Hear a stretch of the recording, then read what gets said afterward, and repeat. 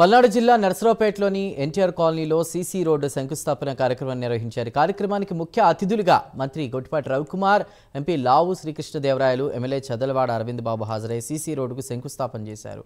ఈ వేసవిలోపు కాలనీలోని మౌలిక వసతుల పనులు పూర్తి చేస్తామని చదలవాడ అరవింద్ బాబు తెలిపారు.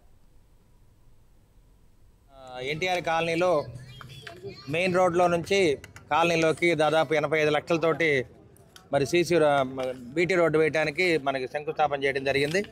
ఈ కార్యక్రమానికి మన ఇన్ఛార్జ్ మినిస్టర్ గారు గొట్టిపాటి రవికుమార్ గారు, అదేవిధంగా ఎంపీ గారు, మరి అధికారులు అందరూ కూడా రావడం జరిగింది. ఉమ్మడి కూటమి ఏర్పడిన తర్వాత నారా చంద్రబాబు నాయుడు గారు ముఖ్యమంత్రిగా, అదేవిధంగా పవన్ కళ్యాణ్ గారు డిప్యూటీ సీఎంగా మరి అభివృద్ధి అనేది శరవేగంతో ముందుకెళ్తుందనే దానికి నిదర్శనం మరి వాళ్ళు 86 లక్షలతోటి ఈ రోడ్డు వేయడం జరుగుతుంది. ఇది దాదాపు 850 మీటర్ల పొడవుతోటి మరి 60 మీటర్ల వెడల్పుతోటి ఈ రోడ్డుని శాంక్షన్ చేయడం జరిగింది. మరి ఎన్టీఆర్ కాలనీ వాసులందరూ కూడా ఇబ్బంది లేకుండా ఈ రోడ్డుని మరి త్వరగా పూర్తి చేయడానికి మేము సిద్ధంగా ఉన్నాము. ఉమ్మడి కుటుంబం సిద్ధంగా ఉంది.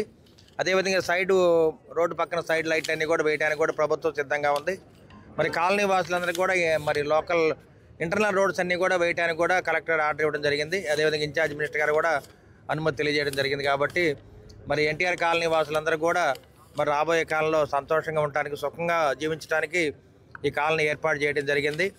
మరి దాదాపు రేపు సమ్మర్ కల్లా కూడా అన్ని ఏర్పాటు చేస్తాము. రోడ్లు వేయటం, డ్రైన్స్ కట్టడం, అదేవిధంగా సైడ్ లైట్ వేయడానికి